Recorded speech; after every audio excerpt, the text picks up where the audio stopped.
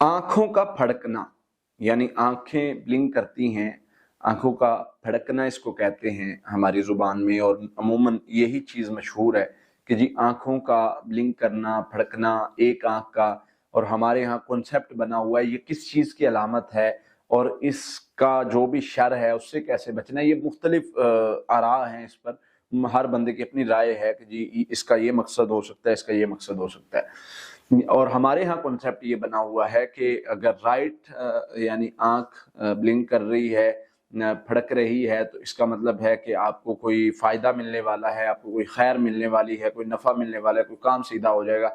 अगर लेफ़्ट आंख आपकी ब्लिंक कर रही है, हरकत कर रही है, तो इसका मतलब है कि वो लेफ़्ट आंख जो है वो मतलब आपका कोई नुकसान होने वाला है और आपका कोई मसला बनने वाला है, कोई परेशानी बनने वाली है।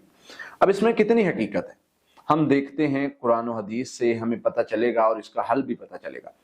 सबसे पहले तो याद रखिए कि ये आंखों को फड़कना अगर हम मेडिकली पॉइंट ऑफ व्यू से देखें, मेडिकल तो कहता है कि ये मेडिकली प्रॉब्लम है, और मेडिकल बताता है कि किसी विटामिन की कमी की वजह से, किसी और यानी बॉडी के में कुछ चीजें होती हैं उनकी कमी की वजह से आंख का फड़कना शुरू होता है, और वो एक उस चीज का हिस्सा है, इसमें कोई दूसरी राय नहीं। लेकिन जो मुआलिजीन हैं, जो आमिलीन हैं, जो रूहानी इलाज करने वाले, उनका ये मानना है कि जी ये आंख का फड़कना जो है ये खैर या शर की तरफ इशारा होता है।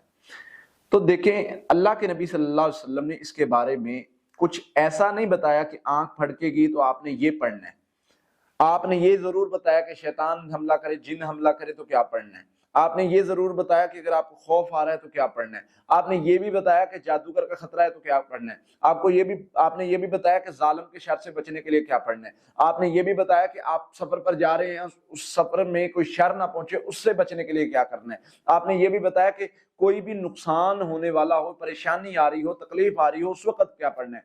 तो अगर ये इसकी कोई मतलब होता मसला, इस आंख के फड़कने से जो है वो कोई नुकसान होना होता है या कोई परेशानी बननी होती, तो रसूलुल्लाह सल्लल्लाहु अलैहि वसल्लम लाजमी बताते कि अगर तुम्हारी राइट आइज जो है ब्लिंक कर रही है तो आपने ये पढ़ना है, लेफ्ट कर रही है तो आपने ये पढ़ना है। लेकिन ऐसा कुछ नहीं, इसको कहते हैं बदशगुनी। बदशगुनी क्या है? इसको ना उफार लेते थे बदशगुनी मुख्तलिफ चीजों से, फलां चीज से ले ली, फलां चीज से ले ली, फलां चीज से ले ली, इसका ये मतलब है, इसका ये मतलब है, बिल्ली रास्ता काट गई तो अब नुकसान होगा। जब आपने उसका मतलब नेगेटिव ले लिया, फिर ये हो ही नहीं सकता कि वो मसला हल हो जाए, फिर ये हो ही नहीं सकता कि आप खैर हासिल कर ले। वो मसला नेगेटिव तरफ जाएगा ही जाएगा, आपको नुकसान होना ही होना है। अगर आपने कहा कि मेरी जो है वो जो राइट लेफ्ट आंख है वो फड़क रही है, ब्लिंक कर रही है, तो इससे मुझे नुकसान होगा, जब आपने ये सोच लिया तो बदशगुनी ले ली, तो फिर तो वो शरीयत अल्लाह ताला फिर कुदरत उसको उसी तरह उतार देती है ना, जैसा तुम्हारा गुमान है तुम्हें तो तुम्हारे गुमान के मुताबिक उतारा जाता है।